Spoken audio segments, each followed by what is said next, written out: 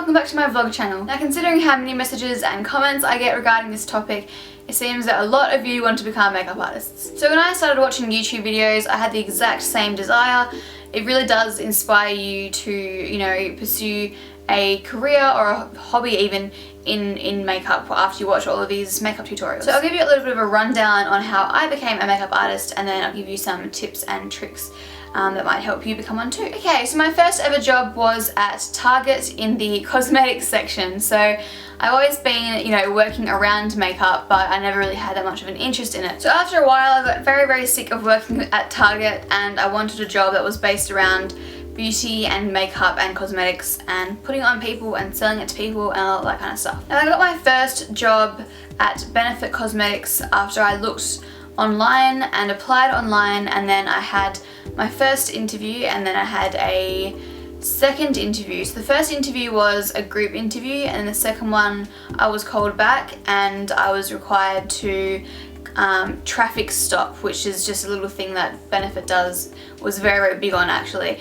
I have a video on how I got my job at Benefit on my main channel. It's a very old video, but I'll link it down below.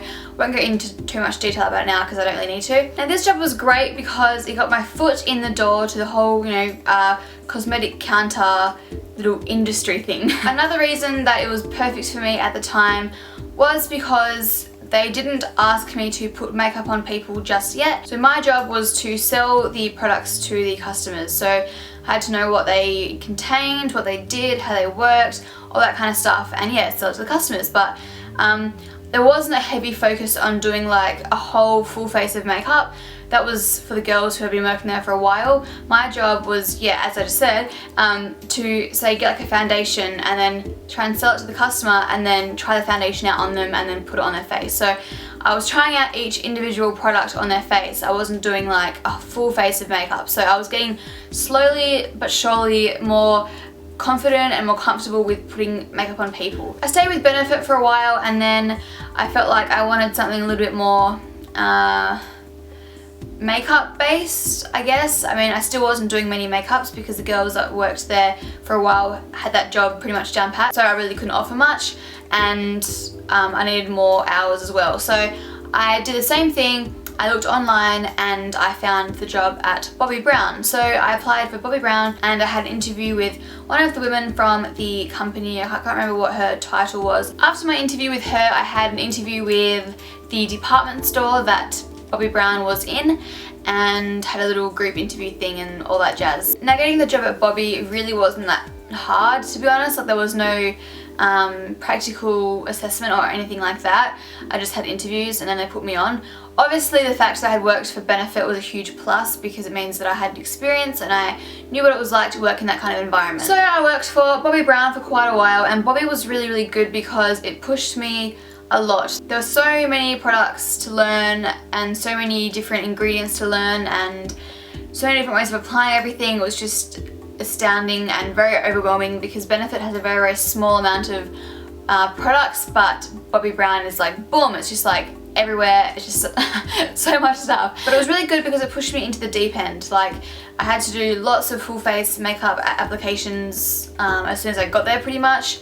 Well, not as soon as I got there, but pretty soon after I got there. Like special occasion, birthdays, balls, graduations, all that kind of thing. It was a little bit intimidating at first, but once I actually got into the hang of it, I really enjoyed it because it was really boosting my confidence, and I was already pretty confident from Benefit, but as I said, I didn't have much experience in actual full face makeup applications. I also have a video on how I got the job, or info on my job at Bobbi Brown on my main channel, so I'll link that down below as well. So a question I get asked all the time is if I'm self-taught or if I went to beauty school or cosmetology school or whatever it's called. I am 100% self-taught. I practice a whole lot on myself. I watched a lot of videos and I just had an interest in it, which grew into what it is today. So that brings me to my first little question that I get asked all the time. Do you need to be formally qualified or can you just be self-taught? My opinion is that if you're really serious about doing this, you definitely should get formally qualified. I know I'm not, but I was just very fortunate to do what I did without needing to be qualified. So It just, I mean, you don't need to go to these schools to learn, because you can learn everything that you need to know, like I did, through teaching yourself and through watching YouTube videos and all that kind of stuff and reading books. But it's just the fact that you have written on a piece of paper that you've been formally qualified. Lots of beauty houses really look for that, because it means that you know all the, the rules and regulations and the standard ways of applying things and what you should and shouldn't do. It's just kind of safer for them, I think, to hire someone who knows exactly what they're meant to know. That's in regards to working at a beauty counter though. In my humble opinion, I do think if you're doing freelancing, you're working for yourself, so you don't really need to answer to anyone else. So if you don't have a formal qualification and it doesn't bother you, then, who cares? My second point is just a tip, and I think it is incredibly helpful and important, and just very helpful. Now, if you are seriously considering pursuing this, I'd honestly recommend trying your hardest to get a job at a makeup counter, which ties in with my last point. You have a higher chance of getting employed if you have a formal qualification.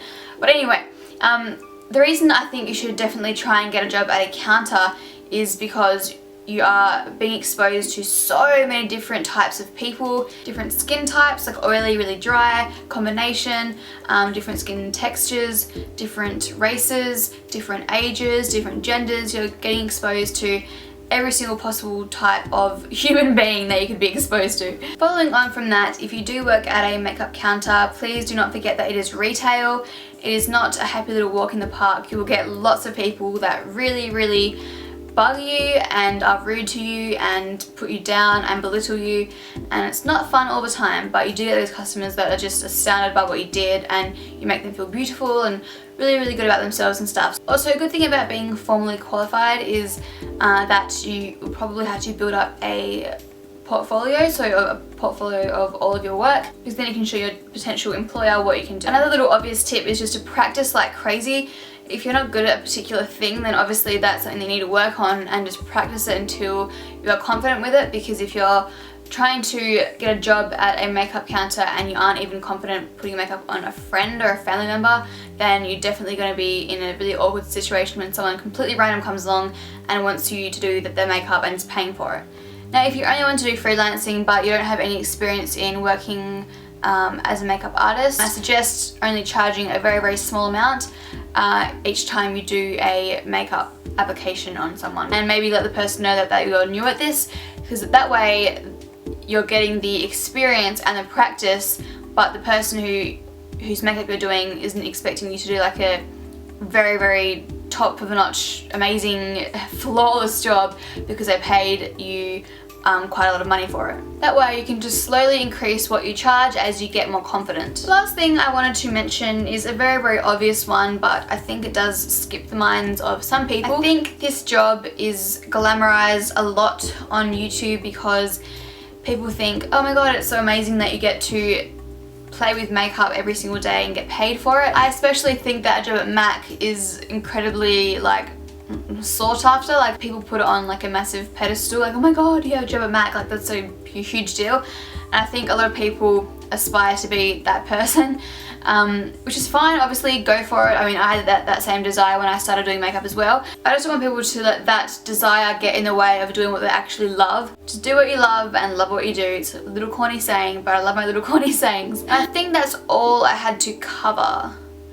I've been talking for way too long now, my brain's just fried. If I think of anything else, I'll put it in the down bar and I'll maybe put up another video. But yes, hope you enjoyed that video, guys. Please do leave me a comment telling me if it did help you or if you found anything interesting or anything like that, because it always interests me. And thank you for even being subscribed to my vlog channel, by the way. My little channel's getting there. It just passed 70,000 subscribers, I think. Yay!